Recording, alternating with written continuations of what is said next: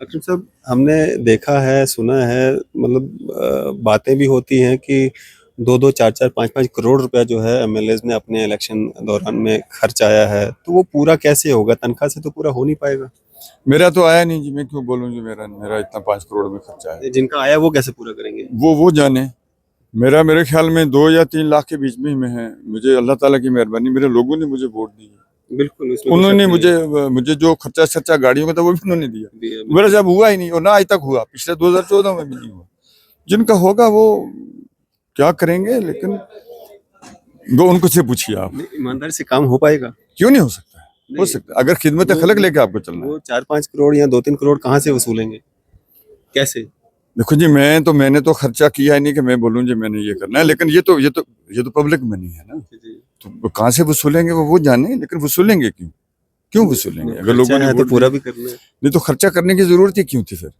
अगर जो किया है वो लोगों का पैसा तो नहीं इधर उधर यूटिलाइज हो सकता है ना, ये तो लोगों का है। तो इसलिए उनसे पूछिए, आप वो बेहतर जवाब दे सकते हैं। किससे किससे पूछूं? जिसके बारे में आप कह रहे हैं। चलें जी, हमारे साथ बातचीत कर रहे थे एमएलए सुरनकोट अकरम चौधरी। फॉरेस्ट एक्ट सिर्फ और सिर्फ एक बीजेपी जो लोग हैं इनका ढंढोरा है। कोई ग्राउंड में जिम्मेदारी के साथ कहता हूँ, कोई एक आदमी को भी अगर उसका फायदा एसटी कम्युनिटी को मिलता हो तो मैं उसका जवाब मैं देने के लिए तैयार हूँ। लेकिन यह वो ऐसे ही है। यहाँ कल भी, यहाँ अखनूर में भी, या बहुत सारी जगहों में आज भी फॉरेस्ट वाले लोग तंग करते हैं जाके उनको, और उनको एक उनको जो 5 मरले की जगह थी, जो लैंडलेस लोग, वो भी नहीं है। कच्चा मकान है, उसके ऊपर छत नहीं डालने दी जाती है। और कोई उसमें, अच्छा अब ये जो रोड्स का मामले हैं, जैसे PMGSY है, इसमें हमारे लोग ज्यादा जो है जंगल के नजदीक रहते हैं, जंगल की क्लियरेंस भी नहीं है। तो अगर फॉरेस्ट एक्ट लागू होता तो रोड भी तो निकल जाती ना। ये सिर्फ और सिर्फ ये ढिंढोरा है और कुछ नहीं। हम बार बार सरकार से ऑन द फ्लोर ऑफ दोस्त भी कहा है, भी बात करेंगे बाद में भी, कि उसको इम्प्लीमेंट। एमएलए सुरनकोट अकरम चौधरी साहब हमारे साथ मौजूद हैं, बात करेंगे। अकरम साहब, आज की क्या कुछ सदन में बातचीत हुई, किन मुद्दों पे क्या इश्यूज थे, और आपकी जो कॉन्स्टिट्यूंसी है सुरनकोट, वहाँ के कौन से ऐसे मुद्दे हैं जो आप प्रायोरिटी पे रखना चाहते हैं? बिस्मिल्लाहिर्रहमानिर्रहीम ब्रदर, आपका बहुत शुक्रिया। आज बड़ी अहम ग्रांट्स थी। एक तो PWD की थी, दूसरे माइनिंग की थी, और बड़े अहम डिपार्टमेंट, खासकर रोड कनेक्टिविटी। मैंने अपने इलाके की बात करूँ, रोड कनेक्टिविटी की वहाँ अशद ज़रूरत है।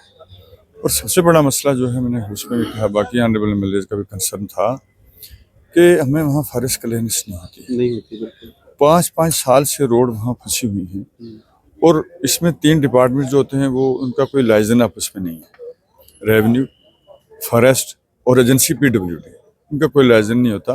ये थोड़ा कि किसी बात का हल ही नहीं होता, बिल्कुल। हर चीज़ का हल है, लेकिन उसकी तरफ तवज्जो नहीं दी जाती है। अब कोई फॉरेस्ट कमेटी बनाई थी पहले सरकार ने, इस सरकार से पहले जो यूटी में जो लोग काम कर रहे हैं, तो अब जी वो इस पे पोर्टल पे चढ़ा दिया है।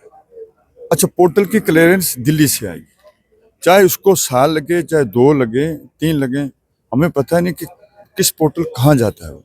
इसलिए मैंने यही मुद्दा आज उठाया कि भाई इसका कोई क्लियर पॉलिसी, वरना रजौरी पूंछ में कोई रोड नहीं बनेगी। मैं आपको कहता हूँ, आगे PMGSY आ रही है, उसमें भी यही दिक्कत आ जाएगी कि फॉरेस्ट क्लियरेंस नहीं होगी और सारा पैसा ज़ाया हो रहा है।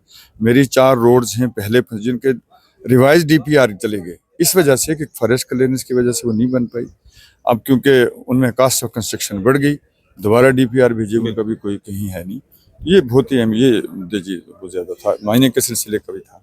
अकरम साहब, मुगल रोड पुंछ रजौरी को जोड़ने के लिए एक वाहिद जो है रास्ता है, तो मुगल रोड के हवाले से भी कोई बात हुई? तो सर, मुगल रोड के हवाले से मैंने इससे पहले भी बात की, 2-3 बारी बात की है। अब आज तो मैंने नहीं कर पाया, लेकिन उसमें यह है तक हमारा मुगल रोड का टनल, लेकिन मुझे लगता नहीं है कि क्यों आनाकानी जो है पूरे हिंदुस्तान में टनल जो है वो बनाए जा रहे हैं, लेकिन हमारे हमारे मुगल रोड के टनल को हमेशा पीछे किया जा रहा है। तो समझ नहीं आ रही है। मैंने ऑनरेबल चीफ मिनिस्टर साहब से भी परसों खुद जाके मैंने पर्सनली उनके चैम्बर में उनसे रिक्वेस्ट की थी कि हमारा मुगल रोड का टनल जो है, उन्होंने कुछ बातें मेरे साथ की जो मैं बाद में कहीं आपके साथ शेयर करूँगा।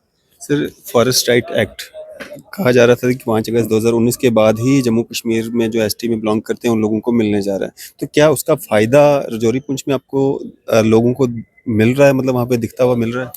ब्रदर, फॉरेस्ट एक्ट का मैंने उसमें भी कहा है, फॉरेस्ट एक्ट सिर्फ और सिर्फ एक बीजेपी जो लोग हैं इनका ढंढोरा है। कोई ग्राउंड में जिम्मेदारी के साथ कहता हूँ, कोई एक आदमी को भी अगर उसका फ़ायदा एसटी कम्युनिटी को मिलता हो तो मैं उसका जवाब मैं देने के लिए तैयार हूँ।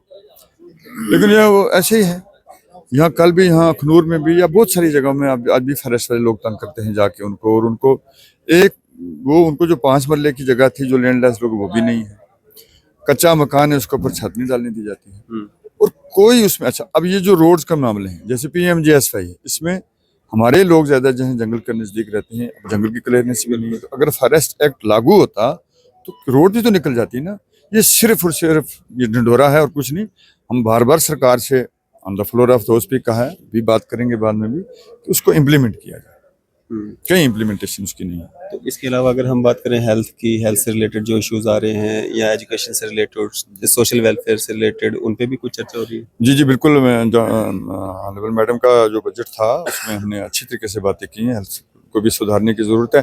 तमाम सेक्टर जो है, ये तो इम्पोर्टेंट सेक्टर है, जैसे एजुकेशन है, हेल्थ है, ये तो हर एक कोई भी आदमी है, हमारे मुल्क के, हमारे स्टेट का जो फ्यूचर है वो इसके अंदर है। बिल्कुल। अब डॉक्टर्स नहीं है, डॉक्टरों की अपॉइंटमेंट भी कहेगी, अब वो ज्वाइन ही नहीं हो रहे हैं, अंदाजा लगाएं। उसके लिए कोई मैकेनिज्म बनाया जाए ना, कि अगर वो नहीं ज्वाइन हो रहे हैं उसके खिलाफ कोई एक्शन करो, या कोई दूसरा को री एडवर्टाइज करो, कुछ करो। उधर भी कोई ध्यान नहीं दे रहा है। स्कूलों की भी खस्ता हालत है, वही अपग्रेडेशन नहीं हो रही। आप कहते हैं जी अगले 2 साल कोई रिक्रूटमेंट हो नहीं सकती। तो यही 2 सेक्टर हैं, तो अगर इनके ऊपर अच्छे तरीके से ध्यान दिया जाएगा तो ठीक, नहीं तो फिर मुश्किलात तो हैं ही। अकरम साहब, जहां बाकी सारे मुद्दे जो हैं यहाँ पे उठाए जा रहे हैं, वहाँ पे एक मुद्दा और भी उठाया जा रहा है कि जो MLA हैं, MLA की जो सैलरी है 1,60,000 रुपये, उसको बढ़ा करके कोई कह रहा है कि 3 लाख कर दो, कोई कह रहा है कि 5 लाख कर दो। आप भी एक आज़ाद उम्मीदवार के तौर पे जो है जीत करके आए हैं सुरनकोट से, क्या आपको भी ये चीज़ लगती है कि 1,60,000 रुपया जो है वो कम है? लोगों की सेवा करनी है, लोग आ रहे हैं जा रहे हैं, खर्चा पूरा नहीं हो पा रहा है। अपनी जगह सच भी है। हम सैलरी को बढ़ाने के लिए नहीं कह रहे, जो उसके ऊपर उनको बोलते हैं ना अलाउंसेस, जो हैं, हम अलाउंसेस के लिए कह रहे हैं। सैलरी तो फिक्स है। सैलरी बोल नहीं नहीं नहीं, सैलरी नहीं बढ़ सकती है। सैलरी जो है वो ठीक है, अलाउंसेस बढ़ाया जाए, क्योंकि आज बहुत महंगाई है, इसमें कोई शक नहीं है। एक MLA को उसका ऑफिस भी है, उसको भी, उसमें भी कंप्यूटर, आजकल ज़माना बड़ा आगे है। हम ये कहते हैं कि अलाउंसेस को बढ़ाया जाए, सैलरी को नहीं। ये गलतफहमी है जी। तो अकरम साहब, क्या ईमानदारी से काम नहीं किया जा सकता है 1,60 में? अगर यही जैसा चल रहा है वैसा ही चलते रहेगा, क्योंकि कुछ लोग ये भी कह रहे हैं कि जिन MLAs ने ईमानदारी से काम करना है तो वो उनका गुजारा इस 1,60 में नहीं हो सकता है। नहीं, ऐसा नहीं है। जब नहीं थी सैलरी तो तब भी तो काम चला रहे थे लोग। तो ये अपनी अपनी सोच के मुताबिक है, जैसो जिसको जैसे निभाना है निभा लेता है, अपने अपनी सोच के मुताबिक। अकरम साहब, हमने देखा है, सुना है, मतलब बातें भी होती हैं कि 2-2, 4-4, 5-5 करोड़ रुपया जो है MLAs ने अपने इलेक्शन दौरान में खर्च आया है, तो वो पूरा कैसे होगा? तनख्वाह से तो पूरा हो नहीं पाएगा।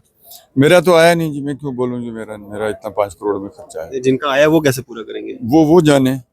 मेरे ख्याल में 2 या 3 लाख के बीच में ही मैं है। मुझे अल्लाह ताला की मेहरबानी, मेरे लोगों ने मुझे वोट दी है। बिल्कुल, इसमें कोई उन्होंने शक नहीं है। मुझे जो खर्चा गाड़ियों का था वो भी उन्होंने दिया। बिल्कुल। मेरा जब हुआ ही नहीं, और ना आज तक हुआ, पिछले 2014 में भी नहीं हुआ। जिनका होगा वो क्या करेंगे, लेकिन वो उनको से पूछिए आप। ईमानदारी से काम हो पाएगा? क्यों नहीं हो सकता है? हो सकता है, अगर खिदमत खलक लेके आपको चलना है। वो 4-5 करोड़ या 2-3 करोड़ कहाँ से वसूलेंगे? कैसे?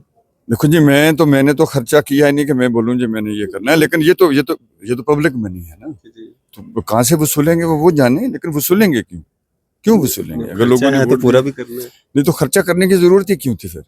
अगर जो किया है वो लोगों का पैसा तो नहीं इधर उधर यूटिलाइज हो सकता है ना, ये तो लोगों का है। तो इसलिए उनसे पूछिए, आप वो बेहतर जवाब दे सकते हैं। किससे पूछूं? जिसके बारे में आप कह रहे हैं। चलें जी, हमारे साथ बातचीत कर रहे थे MLA सुरनकोट अकरम चौधरी साहब। आपकी इस सब पे क्या राय है? अभी अपनी राय जो है जरूर साझा कीजिएगा। इसी तरह के मजीद अपडेट्स के लिए देखते रहे न्यूज़ शहर India. BN high secondary school जो कि सुजवा रोड जम्मू में स्थित है, अब इसमें 2025 और 26 की बैचेस की एडमिशन शुरू हो चुकी है। अगर फैसिलिटी की बात करें तो यहाँ पे आपको medical, non medical, art stream, hostel for boys and girls, dedicated faculty, nominal fee structure, fee concession for siblings and single girl child.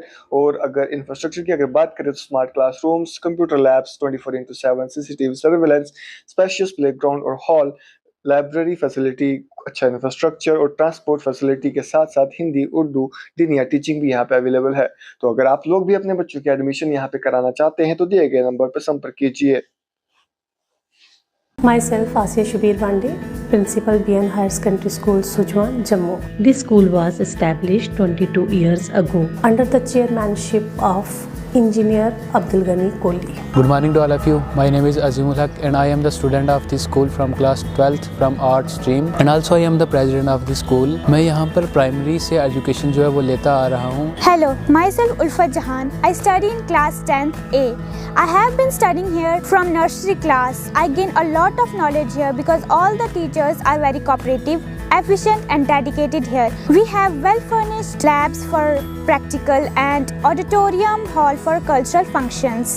और न्यू कमिंग सेशन में हमने हॉस्टल फैसिलिटीज़ भी अब बच्चों के लिए 6 से लेकर 12 तक हम गर्ल्स एंड बॉयज़ के लिए हॉस्टल फैसिलिटीज़ जो है वो भी हम अवेलेबल कर रहे हैं। मैं ज़रूर चाहूँगी कि आप स्कूल में ज़रूर विज़िट करें। न्यू कमिंग जो हमारा एडमिशन का जो सेशन आएगा आप ज़रूर आएँ। हर बच्चे का राइट है एजुकेशन लेना और वो एजुकेशन का right BN higher secondary school आपको प्रोवाइड करेगा। At BN School, we offer quality education with a reasonable fee structure, making it affordable even for our weaker sections.